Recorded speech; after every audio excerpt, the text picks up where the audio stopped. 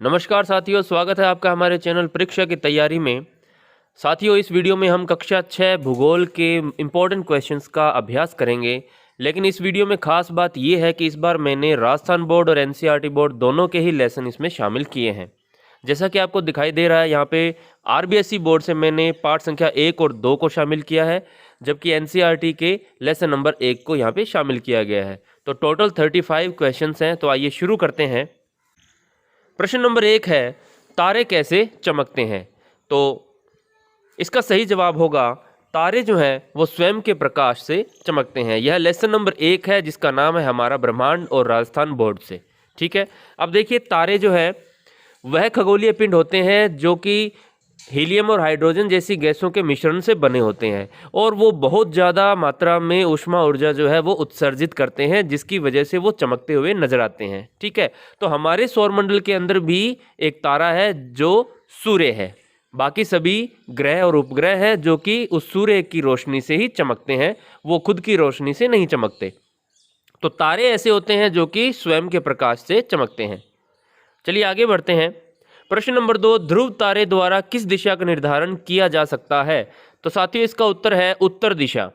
ध्रुव तारा जो होता है वो हमारे उत्तरी ध्रुव के ठीक ऊपर अंतरिक्ष में एक काल्पनिक रेखा पर मौजूद है, जहां से हम उत्तर दिशा का सही और सटीक निर्धारण कर सकते हैं। और ध्रुव तारा जो है वो अपनी जगह पर स्थिर रहता है, इसलिए यह सटीक निर्धारण किया जाता है। प्रश्न नंबर 3, ब्रह्मांड की उत्पत्ति का सर्वमान्य सिद्धांत कौन सा है? तो ब्रह्मांड की उत्पत्ति का सर्वमान्य सिद्धांत जो है वो कहलाता है बिग बैंग थ्योरी, यानी बिग बैंग सिद्धांत। अब क्या है ये बिग बैंग सिद्धांत? देखिए, कहा जाता है कि अंतरिक्ष की जो शुरुआत है वो 13.7 अरब साल पहले हुई थी। ठीक है, तो उस समय बताया जाता है कि एक बहुत बड़ा विस्फोट हुआ था, जिसके पश्चात सारे खगोलीय पिंडों का निर्माण हुआ। तो ये है बिग बैंग सिद्धांत। प्रश्न नंबर 4 है, हेली क्या है? तो बहुत ही बेसिक सवाल लेकिन इंपॉर्टेंट। हेली जो है एक सबसे प्रसिद्ध पुच्छल तारा है जो कि हर 76 साल के बाद में नजर आता है। अंतिम बार यह 1986 में नजर आया था, और अब 76 साल जोड़ने के बाद यह 2062 में नजर आने वाला है। प्रश्न नंबर 5, यूनान में 7 तारों के समूह को क्या कहा जाता है? तो साथियों, 7 तारों का समूह वह जो कि हम रात को आसमान में जब देखते हैं तो एक निश्चित हमें आकृति बनती हुई नजर आती है, जिसे हमारे देश में सप्तऋषि मंडल के नाम से जाना जाता है। तो यूनान में उसे स्मॉल बियर के नाम से पुकारते हैं। सभी देश अपनी अपनी अवधारणाओं के अनुसार उस सप्तऋषि मंडल को अलग अलग नामों से जानते हैं। प्रश्न नंबर 6 है, किसी दूसरे के प्रकाश से चमकने वाले पिंड क्या कहलाते हैं? तो मैंने आपको पहले बताया, दूसरे के प्रकाश से जो पिंड चमकते हैं वे ग्रह और उपग्रह होते हैं, उनका स्वयं का कोई प्रकाश नहीं होता। प्रश्न नंबर 7 है, आखिरी बार हेली धूमकेतु को कब देखा गया था? तो इसका सही जवाब है 1986 में, और यह दोबारा 76 साल बाद दिखाई देगा। तो 2062 में यह धूमकेतु नजर आने वाला है। अगला है प्रश्न नंबर 8, प्रकाश वर्ष किसका मापक है? तो प्रकाश वर्ष जो है वह दूरी का मापक है। दो खगोलीय पिंडों के बीच की दूरी को मापने के लिए हम प्रकाश वर्ष मात्रक का सहारा लेते हैं, क्योंकि यह छोटे मोटे यूनिट से नहीं मापा जा सकता। प्रकाश जो है एक साल में जितनी दूरी तय करता है उस हिसाब से इस मापक का यूज किया जाता है। प्रश्न नंबर 9, ऐरावत पथ किसका नाम है? तो हमारी आकाश गंगा, अंतरिक्ष में बहुत सी आकाश गंगाएं हैं। हमारी आकाश गंगा मंदाकिनी जिसका नाम है, उसका दूसरा नाम ऐरावत पथ भी है। तो यह एक आकाश गंगा का नाम है, ऐरावत पथ। अगला प्रश्न नंबर 10, भारत में 7 तारों के समूह को क्या कहते हैं? बताया मैंने आपको, 7 तारों का समूह भारत में सप्तऋषि मंडल के नाम से जाना जाता है। प्रश्न नंबर 11 है, 7 तारों के समूह को किस देश में खेत जुताई का हल कहते हैं? तो सभी देशों में देखिए अलग अलग नाम कहते हैं। यूनान में जैसे स्मॉल बियर कहा, तो हमारे देश में उसे सप्तऋषि मंडल कहा। तो ब्रिटेन में उसे खेत जुताई का हल यानी प्लाउ के नाम से पुकारते हैं।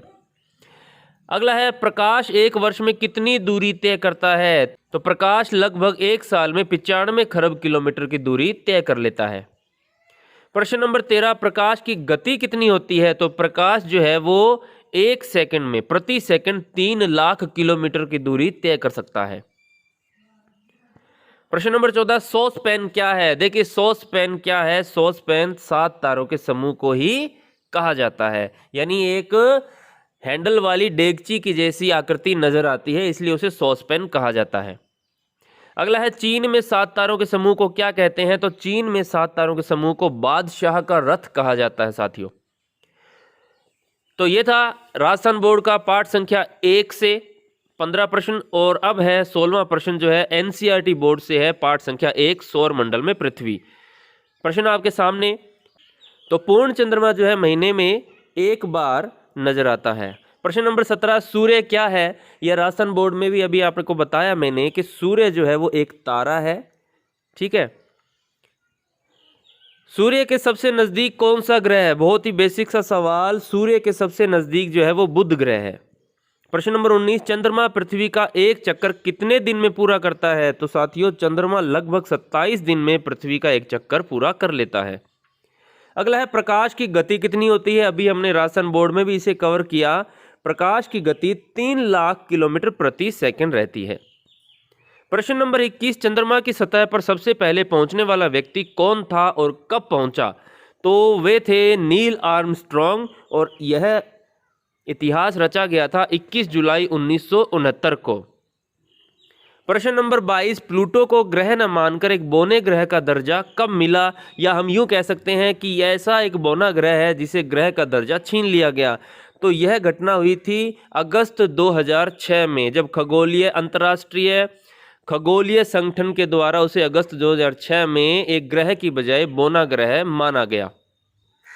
अगला देखिए, यहाँ पर हमारे सामने अब कुछ आंकड़े हैं जिनकी सहायता से हम ग्रह और उनकी परिक्रमण और घूर्णन की जो डिटेल है वो प्राप्त करने वाले हैं।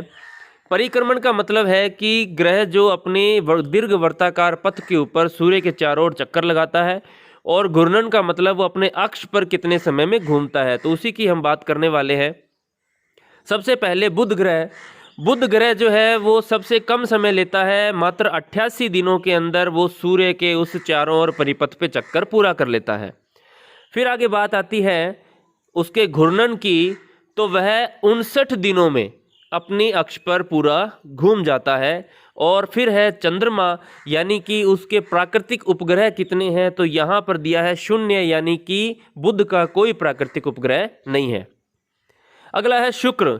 शुक्र जो है वो 255 दिन लेता है सूर्य के चारों ओर चक्कर लगाने में, और 243 दिनों में वह अपने अक्ष पर घूमता है, और उसका भी कोई चंद्रमा नहीं, कोई उपग्रह नहीं है। अगली हमारी पृथ्वी। 365 दिन का एक साल हम जानते हैं। 365 दिनों में हमारी पृथ्वी इस दीर्घवृत्ताकार परिपथ को पूरा कर लेती है, और एक दिन में अपना घूर्णन पूरा कर लेती है, और उसका चंद्रमा कितना है? 1 है संख्या में। अब देखिए मंगल ग्रह। मंगल ग्रह जो है वो हमारे से लगभग डबल 687 दिनों में सूर्य का चक्र पूरा करता है, और उसकी घूर्णन की गति जो है वो बिल्कुल पृथ्वी के समान एक दिन में अपने अक्ष पर पूरा घूम जाता है, और उसके चंद्रमा हमसे डबल है, उसके 2 चंद्रमा हैं, 2 प्राकृतिक उपग्रह हैं। अगला है बृहस्पति ग्रह, जो कि सबसे बड़ा ग्रह माना जाता है। वह 11 साल और 11 महीने यानी लगभग पूरे 12 साल में वह सूर्य के चारों ओर चक्कर पूरा लगाता है, और उसकी घूर्णन की गति जो है वो बहुत ज़्यादा अधिक है। वह मात्र 9 घंटे और 56 मिनट में अपनी अक्ष पर घूम जाता है, यानी यूं कह सकते हैं कि उसका एक दिन जो है वह 9 घंटे और 56 मिनट का है। और उसके चंद्रमाओं की संख्या अगर बात करें तो बहुत ज़्यादा। उसके प्राकृतिक उपग्रह है 53। अगला ग्रह है शनि। शनि देखिए 29 साल लगाता है सूर्य के चारों ओर चक्कर पूरा करने में, और उसके घूर्णन की गति भी बहुत तेज है। वह मात्र 10 घंटे और 40 मिनट में अपने अक्ष के ऊपर पूरा घूम जाता है, और उसके चंद्रमाओं की संख्या भी बृहस्पति के चंद्रमाओं की संख्या के ठीक बराबर है, 53। अगला है यूरेनस। 84 साल लगाता है सूर्य के चारों ओर चक्कर पूरा करने में, और अपने अक्ष पर वह मात्र 17 घंटे और 14 मिनट में घूम जाता है, और उसके चंद्रमाओं की संख्या है 27। और अंतिम 8वां ग्रह नेपच्यून। 164 साल लगते हैं उसे सूर्य का एक चक्कर पूरा करने में, और अपने अक्ष पर बहुत स्पीड से घूमता है, मात्र 16 घंटे और 7 मिनट में वह अपनी अक्ष पर पूरा घूम जाता है और 13 उसके चंद्रमा है। तो ये थी बेसिक इन्फॉर्मेशन इनके परिक्रमण, घूर्णन और चंद्रमाओं की संख्या के बारे में। आगे बढ़ते हैं प्रश्न नंबर 24 और ये वापस से हमारी राजस्थान बोर्ड का पाठ संख्या 2 आ गया, सौर परिवार। हमारे सौरमंडल ग्रहों की संख्या कितनी है? तो अभी मैंने आपको बताया कि 8 है, पहले 9 थे, प्लूटो से ग्रह का दर्जा छीन लिया गया अगस्त 2006 में। प्रश्न नंबर 25, हमारे सौरमंडल का सबसे बड़ा ग्रह कौन सा है? बहुत ही सिंपल सा सवाल, बृहस्पति जो है हमारे सौरमंडल का सबसे बड़ा ग्रह है। प्रश्न नंबर 26, सौरमंडल का सबसे चमकीला ग्रह कौन सा है? जी हाँ, तो सौरमंडल का सबसे चमकीला ग्रह जो है वो है शुक्र ग्रह है। और भी इसके बारे में बहुत सी बातें हैं, यह सांझ का तारा भी कहलाता है, यह भोर का तारा भी कहलाता है और हमारे पृथ्वी ग्रह का यह जुड़वां ग्रह भी कहलाता है, बिल्कुल हमारे पृथ्वी जैसा दिखता है। अगला है, ग्रहों की परिक्रमा करने वाले छोटे आकाशीय पिंडों को क्या कहते हैं? तो ग्रहों की परिक्रमा करने वाले होंगे उपग्रह। 28वां प्रश्न, सौर मंडल के केंद्र में क्या स्थित है? तो सौर मंडल के केंद्र में सूर्य स्थित है। देखिए, सौर मंडल के केंद्र में सूर्य स्थित है, यह एक अवधारणा के तहत हमें पता चला जिसे हम कहते हैं सूर्य केंद्रीकरण। ठीक है। अगला देखिए, सूर्य सौर मंडल के केंद्र में है और सभी ग्रह उसके चारों ओर चक्कर लगाते हैं, यह सर्वप्रथम किसने बताया? तो यह सर्वप्रथम बताया था कोपरनिकस ने। अभी मैंने आपको बताया कि यह सूर्य केंद्रीकरण नामक एक अवधारणा के बाद में पता चला। इस अवधारणा से पहले एक अवधारणा चलती थी जिसे कहते थे भू केंद्रीकरण, यानी कि ये माना जाता था कि इस सौर मंडल में, इस अंतरिक्ष में हमारी पृथ्वी जो है वो केंद्र में है और बाकी सभी खगोलीय पिंड जो है हमारी पृथ्वी के चारों ओर चक्कर लगाते हैं। ठीक है, लेकिन असल में ऐसा नहीं है। निकोलस कोपरनिकस ने सन 1530 में यह सबको बताया, यह खोज की, उसने एक सारणी बनाई और उसमें एक चित्र के द्वारा उन्होंने सारी सिस्टम जो है वो समझाया कि किस प्रकार से ऋतुएं, किस प्रकार से दिन बनते हैं। तो उसके बाद में यह कोपरनिकस क्रांति आई थी और सारी दुनिया को पता चला था कि असल में पृथ्वी केंद्र में नहीं है, सूर्य जो है वो केंद्र में है और हम सभी जो है उसके चारों ओर चक्कर लगाते हैं। प्रश्न नंबर 30 है, जीवंत ग्रह किसे कहा जाता है? तो जीवंत ग्रह जो है वो पता है हमें, पृथ्वी को कहा जाता है, एकमात्र ऐसा ग्रह जहां पर जीवन संभव है। प्रश्न नंबर 31, सूर्य पृथ्वी से लगभग कितना दूर है? तो सूर्य पृथ्वी से 15 करोड़ किलोमीटर दूर है। प्रश्न नंबर 32, भारत में बढ़ते चांद के पखवाड़े को क्या कहते हैं साथियों? तो बढ़ते चांद के पखवाड़े को कहा जाता है शुक्ल पक्ष और नए चांद के पखवाड़े को कहा जाता है कृष्ण पक्ष, यानी जहां अमावस्या आती है। अगला है, टाइटन किस ग्रह का उपग्रह है? बहुत इंपॉर्टेंट प्रश्न है, बहुत ही बेसिक प्रश्न है, लेकिन यह भूल जाते हैं बहुत बार। टाइटन जो है वह शनि ग्रह का उपग्रह है। और ये है, सूर्य का प्रकाश पृथ्वी के धरातल पर कितने समय में पहुंचता है? बहुत ही बेसिक सा सवाल है, देखिए साइंस में भी पूछा जाता है। सूर्य का प्रकाश जो है वह धरातल पर हमारे 8 मिनट और 30 सेकंड में पहुंचता है। और आज का अंतिम सवाल, किस ग्रह को पृथ्वी का जुड़वा ग्रह माना जाता है? अभी मैंने आपको बताया कि आकृति और आकार की वजह से शुक्र ग्रह जो है हमारी पृथ्वी के बिल्कुल जुड़वा ग्रह की तरह नजर आता है। तो साथियों, ये थे आज के हमारे 35 प्रश्न जो कि हमने राजस्थान बोर्ड और एनसीईआरटी बोर्ड से लिए थे। और इसी प्रकार आप परीक्षा की तैयारी चैनल से जुड़े रहिए, चैनल को सब्सक्राइब कीजिए, वीडियो को लाइक कीजिए, शेयर कीजिए और 35 सवालों में से आपके कितने सवाल सही हुए यह कमेंट बॉक्स में लिखकर हमें ज़रूर बताइए। Thanks for watching, God bless you.